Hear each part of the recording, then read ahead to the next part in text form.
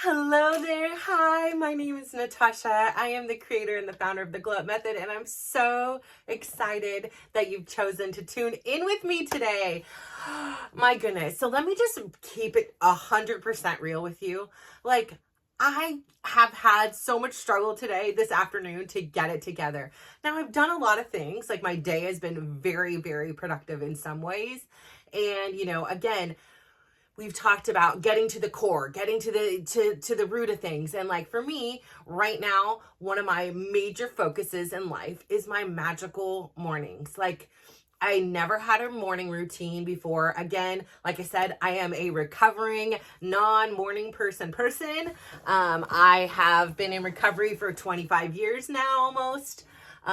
When I made the decision that I was going to be a morning person and that my kids were going to wake up to somebody joyful and grateful that I have this new opportunity to be reborn. Like in my philosophy, every time we wake up, you're literally reborn. Like it is a clean slate. You get to, change, do whatever you want. Like it is a gift of every person that has ever had the beauty of ever being born. You are one of the very few that actually got to wake up today. And if you're so lucky, you will get to wake up again tomorrow. So really, like that fact is so not lost on me. So creating these magical mornings was something, again, that I never planned for. It was never anything I really thought was imperative or important or influenced my day. I just knew that I would want to start each day being happy. And, again, like most days I was shimmying out of bed. I was, able to, experience life in a joyous way. And then life would hit, right? So I would be this morning person as long as my terms and conditions were met, right? If I then met somebody in my life, for example, my soon to be ex-husband is a bear. He is gruff and rough and rude and crude and anything you can imagine in the morning. And I'm not just making this up. You can ask him, that's just the way he is.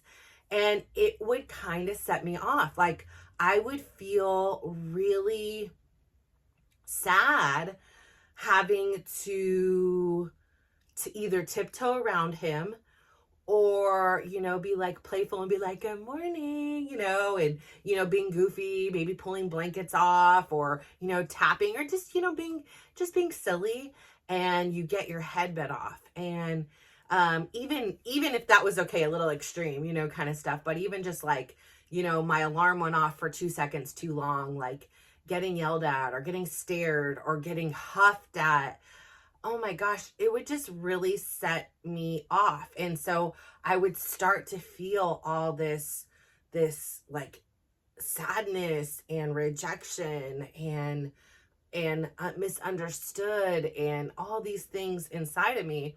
And I would feel that morning person, that jovial person, that like young girl who's swinging on a swing carefree that I would wake up as would quickly be influenced by these external forces. And I kind of chalk it up, and sometimes I would get quiet. Other times I'm like, why do you have to be so mean? Like I would do different things. Nothing ever would change it. I would talk about it directly with him about how it impacted me, and he's like, well, that's just who I am, and then he doesn't have to change, right? Like me speaking up for myself does not mean that the other person is going to respond and then become a person like me. No, finding my voice was the ability to say, I'm going to communicate what I'm feeling regardless of what the outcome is going to be. Because that's what's important. That's what I can control. That's what I realize is, where is my pain and how do I articulate that to the people and the relationships I care about? It is not their responsibility to change for me, as much as it is not my responsibility to change for someone else. For so many years, I thought that if somebody presented an issue with me, that meant I needed to change. That meant they were right and I was wrong. And it meant that they won and I lost, but in a way we would win together because maybe it would make the relationship better. And what I didn't understand then is I would surrender who I was and what felt right for me to do. But because the other person objected to it, I felt that I was wrong for feeling the things that I did. I felt like I was wrong for being happy and joyous in the morning, where, the other partner here wanted me to be quiet and timid and angry. And I would, for a while, want to appease that. So it was like, okay, well, let me be quiet and tiptoe around here, and being told that I'm rude, and how dare I wake him up, and it's okay when he comes into the room late at night and it awakes me. That's not an issue. But the issue is when I did things. So I thought I was wrong by being happy in the morning. And again, it then kind of weighed on me because I wasn't really myself anymore. And then I would go to the next person. If they were happy and on time and out of bed, I would be happy. But then if there was one of my kids who was still in bed and their alarm is ringing, or still in bed and no alarm is ringing, there's no movement, we got to leave in 5 minutes. Again, that morning person, that person that I was, quickly, very quickly sometimes, evaporated. And it was like I now was, authoritative disciplinarian mom. And it was like, get up, because we were on this strict schedule, right? You have 4 kids. And there were times that all 4 kids were in different schools or in the same schools, but had different beginning or ending times. And so this was a small, like, army that I was running here. You have snacks, you have practices, you have, so many things. I mean, it was like I had this ginormous calendar that you get at like Office Max or Office Depot or Staples. It was, like it was for a business. And I had it laid on the ground. I had a different colored pen. This is pre-Google days, people. And then eventually, like, those same colors went into my Google Calendar. But I had different colored pen for each kid. And I would sit there, and then I had spreadsheets to be like, where was the overlap? And I would sit there and cry and be like, I can't be at everything. I can't do everything. And so I had so much work I had done behind the scenes. I mean, so many hours invested at the end of a long day at 11:30 at night, once everybody was in bed and, wasn't throwing up suddenly or coughing or sneezing or having some kind of ailment that I needed to tend to, that here I was on my last licks as the first one awake in the house, and now the last one asleep, would sit there for hours and just plan out our days, weeks, and months to coordinate to their schedules. And it just infuriated me, and it still does. It's still a major, source of sensitivity for me when somebody else chooses to disrespect that time and doesn't understand that, hey, if you're late, that makes this one late, which makes this one late. It's like a domino effect. And so, in every kind way, and then mean way, and then disciplinarian way, like, I try to explain this to my kids, and I just find it to be remarkably insensitive and disrespectful. And again, I'm not perfect. There were times that I was just as chronically late as I was chronically a bad morning person. I chose not to be that way anymore. Somebody had explained it to me once in a way that I was like, oh my gosh, as a people pleaser, the last thing on earth I want to be doing is putting somebody out. And to hear that I've now put somebody out, like, oh, this isn't working. So, I realize now, from all the trauma, there is not a one of us out there that hasn't experienced trauma. I'm sorry, I have yet to meet you. We have all experienced trauma. We have all experienced tragedy. And if for some reason we haven't, we're going to. We just are not going to live this life unscathed from, the painful parts of life. But in those pains, in those times when I'm sitting there and I was like feeling sick to my stomach, understanding how my decision to show up late to something else impacted not only one other person, but potentially many other people. Gosh, I felt so horrific. I felt horrible. I was sick to my stomach. I was like, this is not who I am. This is not what I intended to do. And so learning that lesson was such an important part of my life and the fabric of who I am. And as such, it is the reason why I show up way too early at the airports. It's why I show up way too early at my dance classes. It's why I show up early, is because I realize that there's so much back end work to have so many things happen. For a dance class, there's so much back end work, right? There's got to be, the person at the reception desk that I scan in with, the person washing the towels that I'll use, the instructor who takes his time to create playlists and choreography for us to be able to be our healthiest version of ourselves.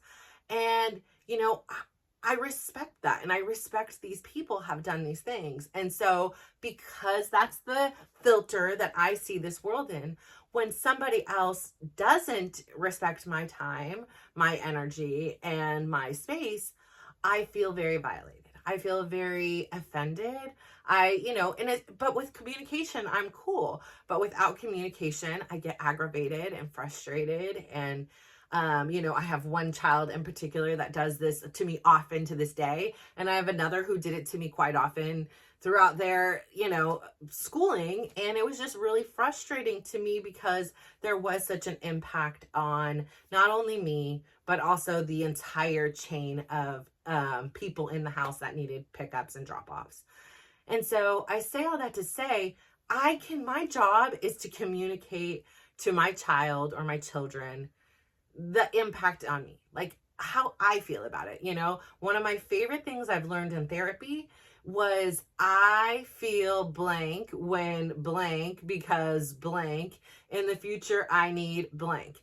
Why was this so good for me? Because I had never really sat with my thoughts. I'm very intelligent. I'm very logical.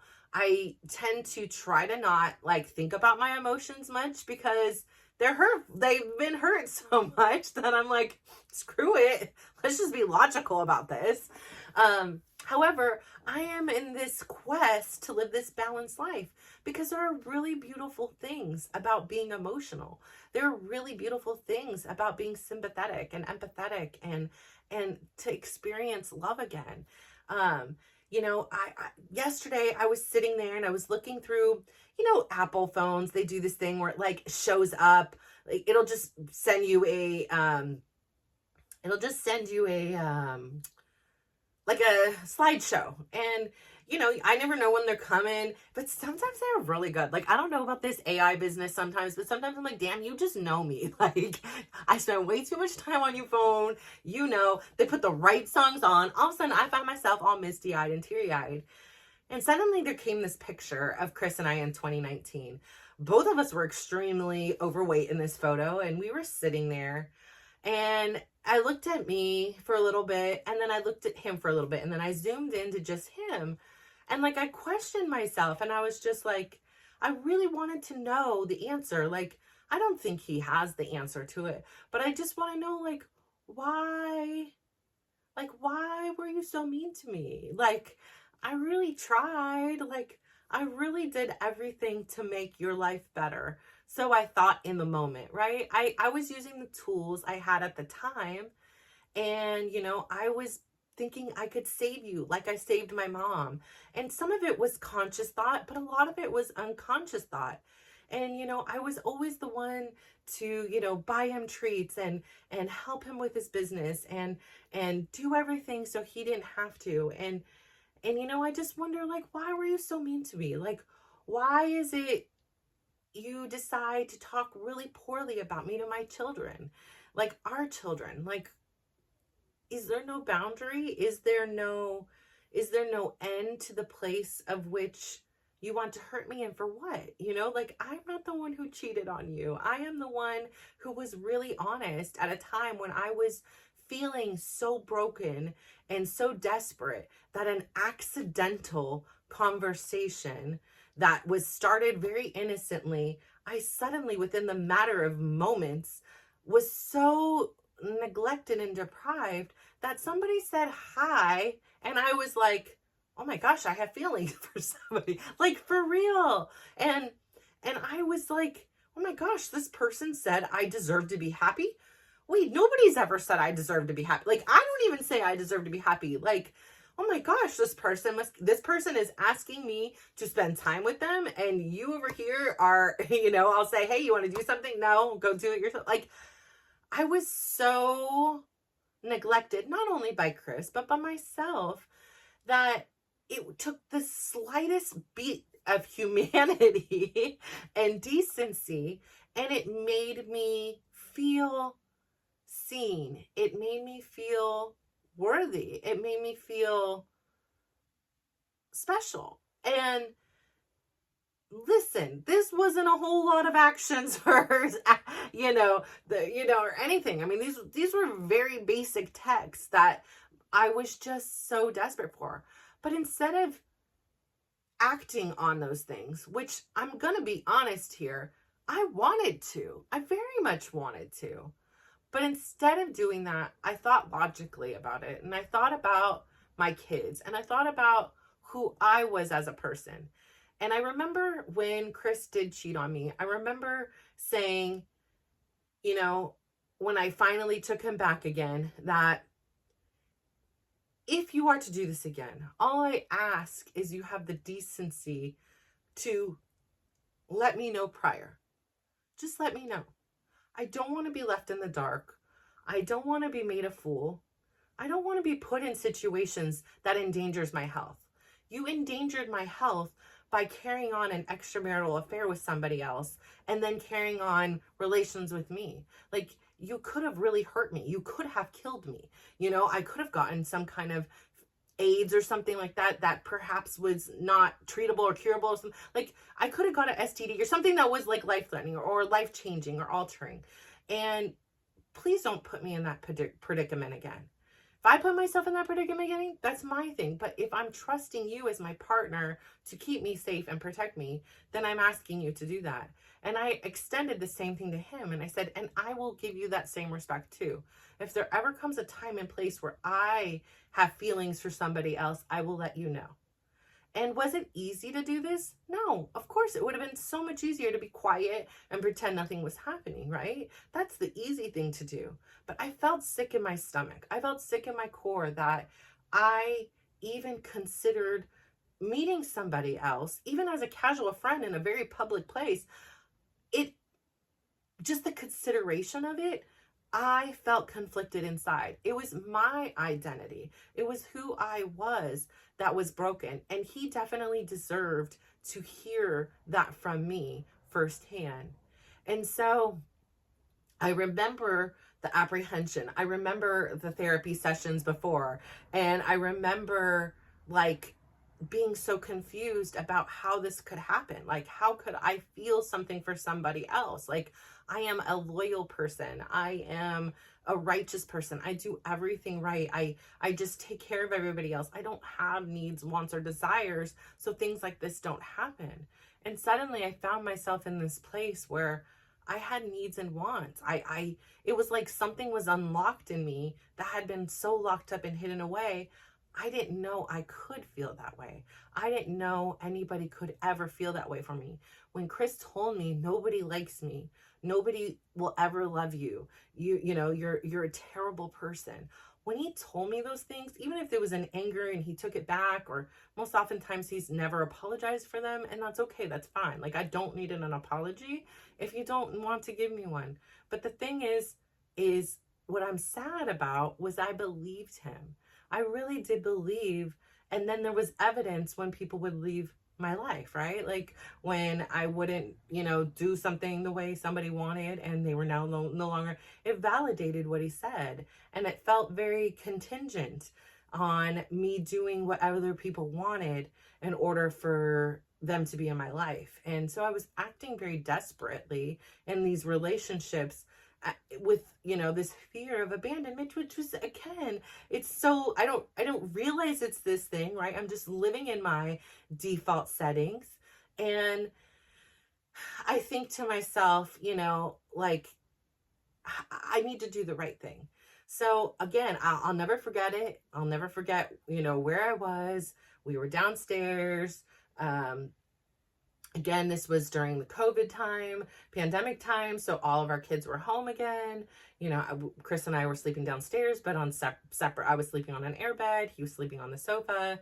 And I just had to say, I have to tell you, like, I can't sit with this anymore. Again, at this point, all had been exchanged was all a matter of 20, 30 texts, maybe, with somebody I went to a prom with in high school, you know, like, so long ago, right? Like somebody that, like, beyond that was like a Facebook friend that we exchanged happy birthdays. Like there was nothing there. But because I was so low, and because I was so alone and unseen, and hello, I'm back. That's annoying. I'm gonna have to figure out how to edit. Hopefully, at this juncture in the you know, uploading and all that kind of stuff process, I will have figured this out. But so back to what I was saying was, you know, and I just remember I really needed to release it. I really needed to, like, for my own thing, say, hey, look, like, I am starting to have feelings for somebody. And like I said, we've only texted like 20 or 30 times maximum. And never talked on the phone, never saw one another, but it was just this calling, this thing that, like, was just like, my heart was so neglected, my heart was so impained that it would take anything, it would take anybody just being kind to me. And I was like, I love you, yes, please somebody love me. Because at that time was the same time that I was like, I've gone weeks, months, years, and nobody here has asked me how my day was. Like, I have done, you know, like all these things. And at that time, I was thinking so much about how I was showing up for everybody else. And I was waiting and needing somebody to show up for me and take care of me. And the truth of the matter of what I've realized in this, you know, live your life by design, not by default, where this live a life that makes me proud, not what other people, you know, expect of me. And what I've learned is I was surrendering everything I wanted, thinking these people could do something or knew me better than I know me. And in some ways they did, because I was so far from who I am. I was so separated and just living in my body and just trying to survive, that I wasn't actually thriving.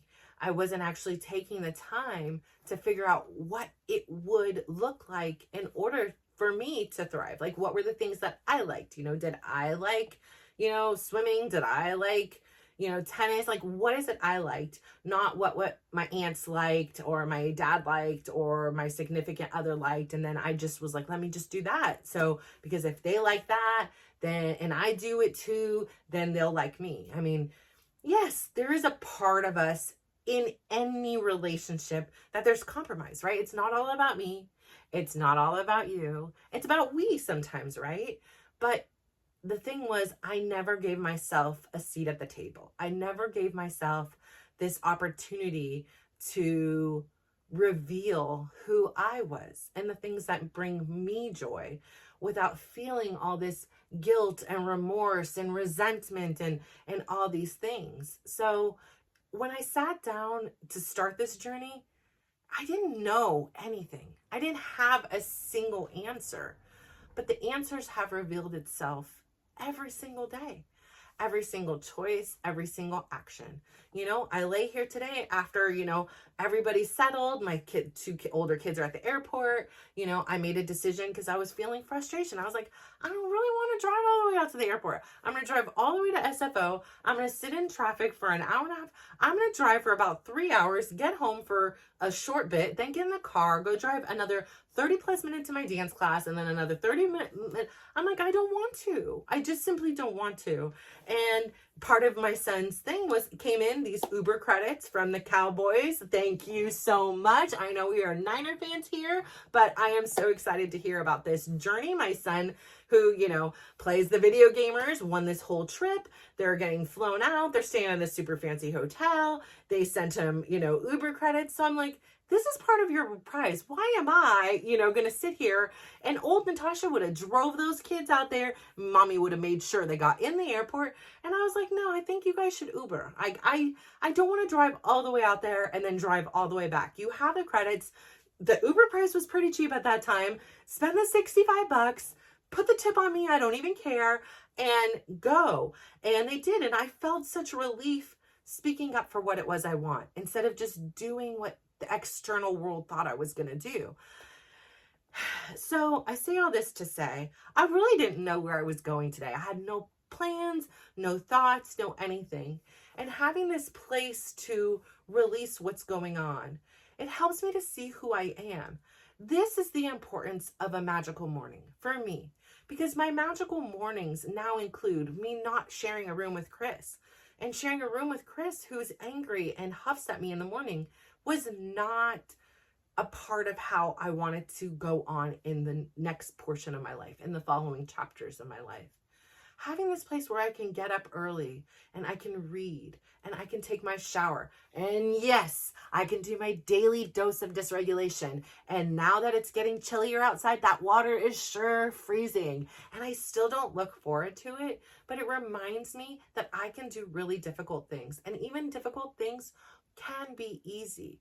And I just have to breathe through it. If I could just breathe through it, I will make it through. And if it gets too much, I can step out. And I am the determiner of how hot or cold that water is. I am in control of the water just as much as I am in control of my life. And so what I am trying to say here is, I then do this beautiful 5 minutes. I don't even go crazy. Like I started with a 1-minute meditation, but now I've settled on, I've done 10, but where I feel most comfortable is I do my 5 minutes, because it's where I get all the things that I want to do in my morning done. Some days I'll sit there extra long, but some 5 minutes period. And I do that meditation, and it just gives me this moment to listen to myself and to see nothing and to hear nothing. And sometimes, again, like I said, it's flooded and sometimes it's drought. But I get to sit there and just be and listen to who I am. I have now incorporated, again, I have reintroduced walking outside. Again, it's not miles and hours and all these things. It's a 10 to 20 minute walk every day in nature. And I love it. I leave my phone at home and I just go. I listen to birds, and I get frustrated sometimes when I hear like my ears ringing because they're doing circular sawing or whatever it is. But I get to understand. And when I hear that, I get to say, listen, I'm safe. I'm loved. I'm in peace. Like, I don't need to be influenced and respond to every external stimuli that comes at me, because it's constant, right? There's weather on us, there's clothes on us, there's hair, there's so many different things. There's different smells coming at us, there's different sounds coming out of us. And those things we are not always in control of, but we are in control of how we respond. And I often forgot that. And so it's really important for me to say, I don't always know. And I don't have the answers. Like, I am, if you're looking for like all the right answers, I am not the right person for that. Like, I am here just being real with you, because I want you to understand. I want you to know it is more than okay to not have the answers. It's more than okay that some days you want to lay in bed. It's more than okay that some days you have the energy of 3 people in one. It is all okay. This is your experience just as much as this is mine. And I think that we get this feeling that we have to do it the right way and we have to be normal, and all these factors need to combine together in order for us to move ahead. And it's just not that way. You are perfect exactly where you are. We are works in progress, not works in perfection. So it is okay to get it wrong. It is okay to lay in bed. It is okay to not want to take your kids to the airport. Like, it is okay to go and dance. It is okay to just be you, no matter how that looks. And so give yourself that space, give yourself that time, create the routines that allow you to figure out and to hear and to discover who it is you are, so that you're spending the bulk of your time doing the things that make you proud, that make you happy. Like, I am proud when I'm a good mom. I wigged out when my son's Uber app was not working and he was clicking buttons and he still hadn't put his passport away and he still didn't have the charger there. And I was like, you need to stop. Like, I am having it keeps saying it's not accepting the payment thing. There is a payment credit in here. And I felt myself, and I freaked out a little bit. But immediately after, I'm like, listen, I'm very sorry. I get overstimulated when things are not working well, and I apologize. This is something I'm definitely working on. Have a great trip. Like, I'm sorry, for that. But like, again, when things go off, I freak out a little bit. And so that's okay. That's normal. My job is to say, hey, I recognize this. This is not a behavior I'd like to continue. But I am now aware. Before I would just do it and be like, well, they deserved it. They weren't doing what I told them to, then they were clicking the buttons and I'm sitting here trying to help them. Listen, no, it's not about what they're doing. It's about what I'm doing. It is about how I'm responding. And that response was not the response that the Natasha I am working really hard to be. It's not how she responds. Because you know what? Not only does it destroy relationships, it hurts me. Like, I feel like crud because of that.